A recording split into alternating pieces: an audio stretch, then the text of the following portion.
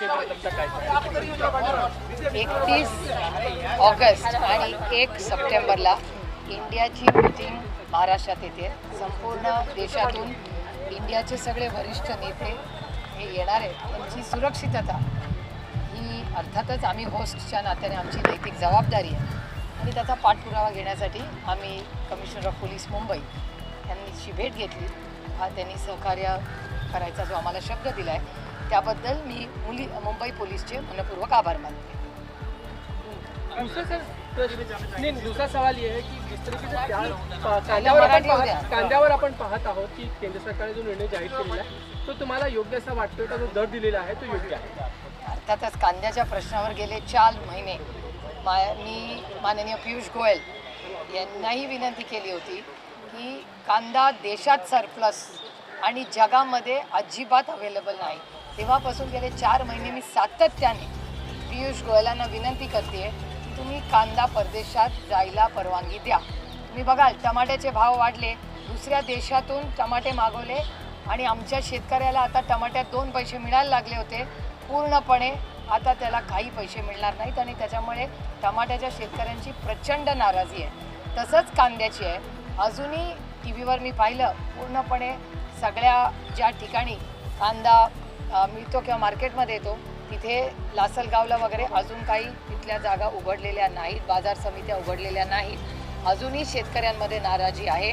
माझी पुन्हा एकदा विनंती आहे केंद्र सरकारला की 40% जो त्यांनी नवीन टॅक्स लावलेला आहे तो त्यांनी पूर्णपणे कमी करावा आणि शून्यावर आणावा. त्याचबरोबर आपण पाहायला गेलं तर 2 लाख मेट्रिक टनच कांदा खरेदी करण्याचा निर्णय झाला. प्रत्यक्षात पाहायला गेलं तर 40 लाख मेट्रिक टन आहेत आणि 40% त्याच्यावर जो कर लावला आहे त्यामुळे शेतकरी प्रचंड अडचणीत आहेत. पवार साहेबांना देखील मागणी केली की तो कर हटवला गेला पाहिजे तत्काळ आणि 40 लाख मेट्रिक टन संदर्भात निर्णय व्हायला हवा. नाही, अर्थातच हा जो नवीन कायदा आणलेला आहे कॉमर्स मिनिस्ट्रीने त्याचा मी जाहीर निषेधच करते आणि त्याचा लवकर तातडीने निर्णय झाला पाहिजे. एक आणि सातत्याने डबलिंग ऑफ फार्मर्स इन्कम म्हणजे शेतकऱ्यांनाचं इन्कम आम्ही डबल करणारा जे हे जुमलेबाज सरकार आहे केंद्रातलं ते सातत्याने जेव्हा जेव्हा 2 पैसे शेतकऱ्याला मिळतात त्याचं कंबरड मोडण्याचं पाप सातत्याने केंद्र सरकार करते आणि माझा आरोप आहे केंद्र सरकारवर की हे शेतकऱ्यांच्या विरोधी हे सरकार आहे. अल्पावधीला लोकप्रियतेच्या शिखरावर पोहोचलेला पंढरपूरकरांच्या विश्वासात पात्र ठरलेला पंढरपुरातील एकमेव नामांकित फुटवेअर म्हणजेच SR फुटवेअर. या ठिकाणी आपणास मिळेल योग्य दरामध्ये सर्व ब्रँडचे लेडीज व जेंट्स शूज, त्याचबरोबर चप्पल व सॅन्डल. एक वेळ अवश्य भेट द्या. Mobile number 83 29 45 45. देखील पाहायला मिळाला. आज धनंजय मुंडे पियुष गोयल यांच्या घरी बसले होते तर त्याच वेळी देवेंद्र फडणवीसांना जपानबद्दल ट्विट केलं आणि अगोदरच ह्या सगळ्या गोष्टींची माहिती दिली. कुठेतरी अजित पवार गट आणि भाजपमध्ये रस्सीखेच सुरू आहे अशी एक राजकीय वर्तुळामध्ये चर्चा. शक्यता नाकारता येत नाहीत कारण गव्हर्नमेंट यांनी एकत्रच चाललं पाहिजे. अर्थात गव्हर्नमेंटचा एक मंत्री एकीकडे जातो, दुसरा मंत्री ट्विटरचा वापर करून जातो. तर अर्थातच तुमचा जो प्रश्न आहे त्याच्यात शक्यता नाकारता येत नाही. जयंत पाटील यांनी काल एक प्रतिक्रिया दिली की अजितदादांनी माझ्याकडे कुठेच वाद नाही आहेत. राष्ट्रीय नेते शरद पवार हे आमचे नेते आहेत आणि आम्ही त्यांचे कार्यकर्ते आहोत असं त्यांनी म्हटलं.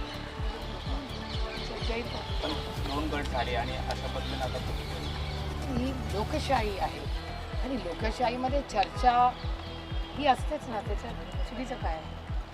जिस तरह से एक्सपोर्ट ड्यूटी लगाई है प्याज पे लगातार देखा जा रहा है कि किसानों में आक्रोश है, कहीं ना कहीं मांग हो रही है कि उसको रद्द किया जाए, क्या कहना है? नहीं, मैं तो 4 महीने से कह रही हूँ. ये तो पहली बार नहीं है. मैंने 4 महीने पहले मैंने पीयूष गोयल जी को ट्वीट किया था कि प्याज का देश में सरप्लस है और दुनिया में बहुत कम प्याज मिल रहा है. तो बहुत बाहर से डिमांड थी प्याज की और एक्सपोर्ट करने नहीं दिया इस केंद्र सरकार ने. Completely flawed policy for farmers. ये पूरा किसान के खिलाफ ये केंद्र की सरकार है. जो प्राइस रेट बताया गया है जो 21 रुपये पर क्विंटल देंगे उससे कहीं ना कहीं सहमत है या फिर उसको नहीं, बिल्कुल नहीं, बढ़ा के ही देना चाहिए. किसान इस देश का मेहनत करने वाला है. जब कोविड चल रहा था तब सबके लिए लॉकडाउन था, लेकिन जैसे आपने भी बहुत मेहनत की, प्रशासन और डॉक्टर ने की, वैसे किसान ने भी एक दिन का लॉकडाउन नहीं किया. और देश में सबको अन्न देने का जो क्रेडिट है वो किसी सरकार का नहीं है, इस देश के किसान है. तो मेरे ख्याल से किसानों को डबलिंग ऑफ इनकम कहने वाला और एक जुमला ये केंद्र सरकार का आप देख रहे हैं। हम देख रहे हैं कि 2410 की जब वो प्राइस देने की बात करते हैं, साथ ही किसान की जो लागत है, क्या लगता है लागत उससे निकल जाती है? साथ ही बड़े पैमाने पे तो प्याज अभी भी उपलब्ध है, यानी 40 metric ton 2 lakh metric ton तो बहुत ही नाकाफी होगा अगर सरकार लेना भी चाहे। दो चीज़ें हैं, एक तो कल्टीवेशन कॉस्ट बहुत ज़्यादा बढ़ा है, फर्टिलाइजर्स प्राइस, पेट्रोल डीजल के भाव इतने सारे बढ़े हैं कि किसान को आज बहुत दिक्कत हो रही है एक। और अगर उसको मिनिमम सपोर्ट प्राइस MSP हर चीज़ में नहीं मिले तो बेचारा पैदा क्या करेगा, खाएगा क्या, जिंदा कैसे रहेगा। तो ये बहुत बड़ी दिक्कत है। और मैं फिर कह रही हूँ कि केंद्र की सरकार जो है वो किसान विरोधी है।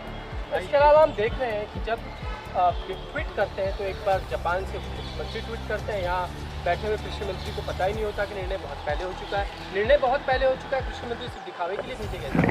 पता नहीं, क्लियरली पॉलिसी पैरालिसिस है ये महाराष्ट्र की सरकार में, क्योंकि एक मंत्री को पता नहीं उसके डेप्यूटी CM क्या कर रहे हैं। डेप्यूटी CM कहीं से ट्वीट कर रहे हैं, बेचारा मंत्री दिल्ली जाके कोशिश कर रहा है। तो clearly there is no coordination in this government. एक इम्पोर्टेंट मीटिंग आज हुई, मुंबई कमिश्नर से आप मिले, कई CM leader India opposition meeting में आने वाले हैं, मुंबई पुलिस से क्या नहीं, हमारी सिर्फ विनती थी कि यहाँ हम सब होस्ट है इंडिया मीटिंग के लिए 31 अगस्त और 1 सितंबर को जो मीटिंग होने जा रही है मुंबई में, वहाँ देश से सब देश के वरिष्ठ नेता आ रहे हैं और उनकी सुरक्षितता ये हम सब की जिम्मेदारी है। और इसी के लिए चर्चा करने के लिए हम मुंबई पुलिस को मिलने आए थे। मैं मुंबई पुलिस की तहे दिल से आभारी हूँ कि उन्होंने कहा है कि वो पूरी हमारी मदद करेंगे और अतिथि देवो भव, जो भी देश का बड़ा नेता आएगा उसका स्वागत होगा, उसकी सुरक्षितता की सारी जिम्मेदारी ये मुंबई पुलिस ने ली। आखिरी सवाल है, चंद्रयान को लेकर जिस तरह से बात हो रही है, लगातार पूजा पाठ का दौर भी चालू है, कब से ये लैंड होगा, क्या तेजी? मैं तो साइंटिफिक टेम्पर वाली हूँ। जवाहरलाल नेहरू जी ने कहा था जब वो पहले देश के प्रधानमंत्री बने थे कि ज़रूर जो यहाँ की ट्रेडिशन है वो की होनी ही चाहिए, लेकिन देश साइंटिफिक टेम्पर से चलना चाहिए। तो साइंस और विज्ञान से ही देश आगे बढ़ेगा, दुनिया आगे बढ़ेगी। मेरे ख्याल से चंद्रयान में हमारे सब साइंटिस्ट हैं, उन्होंने बहुत मेहनत की है और मुझे वेरी श्योर कि अब हम सबको गुड न्यूज़ ही मिलेगी। इसके अलावा हम देख रहे हैं खासकर कि महाराष्ट्र में कई जगहों पे सूखे जैसी स्थिति है, कोई बारिश नहीं है, किसान खुद अपनी फसलें उखाड़ के फेंक रहा है, वो संकट में है। सरकार की तरफ से उसे बहुत उम्मीदें हैं, लग रहा है सरकार कुछ कर रही है नहीं, मैंने तो 2 दिन पहले ही माननीय मुख्यमंत्री और उप मुख्यमंत्री जी को खत लिखा है, क्योंकि मेरे ही निर्वाचन क्षेत्र में भी बिल्कुल बारिश हुई नहीं है और किसान बहुत दिक्कत में है, ना उसको कीमत मिल रही है ना बारिश हो रही है, इसलिए पानी मिल रहा है। तो महाराष्ट्र सरकार ने इमीडिएटली एक इमरजेंसी मीटिंग बुलानी चाहिए और इस सारे का पानी का रिव्यू लेना चाहिए।